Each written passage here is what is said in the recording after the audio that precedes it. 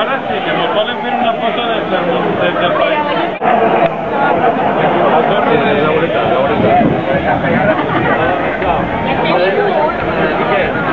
Les cadires que tenim a la banda de davant de l'escenari.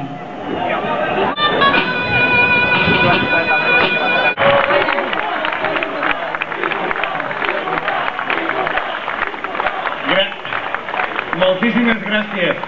Això és com jugar en casa i que t'acompanya tanta gent. Vull començar el meu discurs d'una manera una miqueta rara. Què feu ací? Què fan tanta bandera per ací? Què fa tanta gent per ací? Per què Enric Tàrrega fa 52 anys que ve ací al Puig? Per què? Sobretot, continua viu en la gent jove, en la gent de joves amb iniciativa, en la gent del bloc jove, la gent més preparada d'este país. I per això jo tinc tant enveja de com esteu de preparats avui els joves, però al mateix temps tinc l'orgull de saber que darrere n'hi ha llavor. La sembra ha donat els fruits. Tenim una joventut disposada a prendre el relleu. Fuster deia un aforisme que tots l'hem esmentat alguna vegada: si no fas la política, la faran contra tu. I això és el que ha passat al nostre país durant molt de temps. Generacions de gent preparada que s'estimava el país no han pogut mai fer política des de les institucions.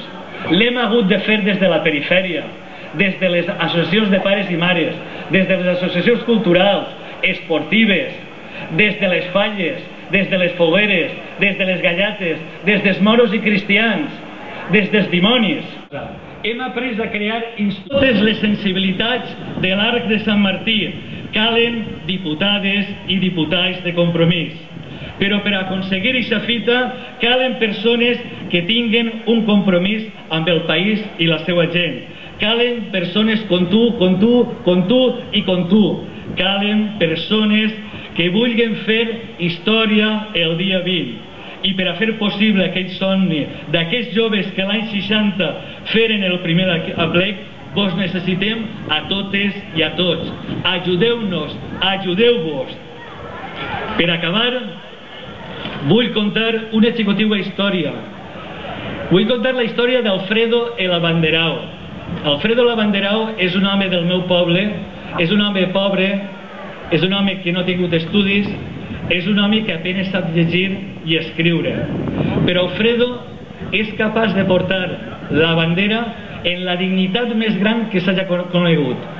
Dóna igual que siga la bandera d'una falla, dóna igual que siga la bandera d'una confraria, dóna igual que siga la bandera d'una banda de música. Ell la porta en una absoluta dignitat.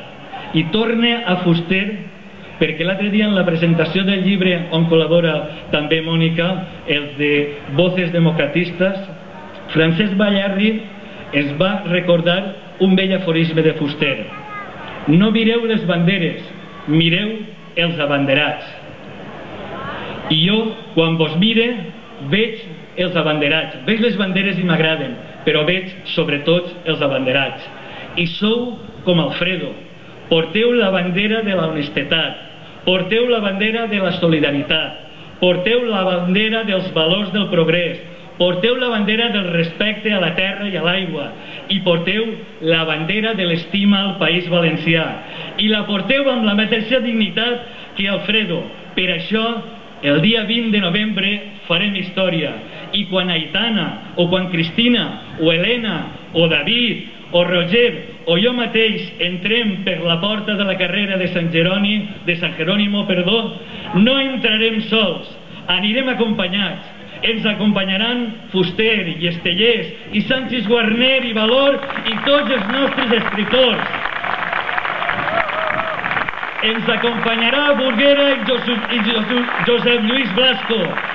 Entraran al Tall i Paco Muñoz i Obrim Pas i la Gossa Sorda i Pau Alabajos i Esbàters i Sènior i el Cor Brutal i Orxata i tants músics que per damunt de tot han triat la llengua del tio Canya per cantar. Entraran també amb el Cabanyal i el Botànic i el Saber per al Poble. Ens acompanyareu vosaltres, aquells joves dels anys 60 que tenien un somni, i tantes persones que al llarg d'aquestes dècades, com deia l'Estellers, ens hem mantingut fidels per sempre més al servei d'aquest poble. Força Equo, força Verd, força Iniciativa, força Bloc, visca Compromís i visca el País Valencià! A Madrid! A Madrid!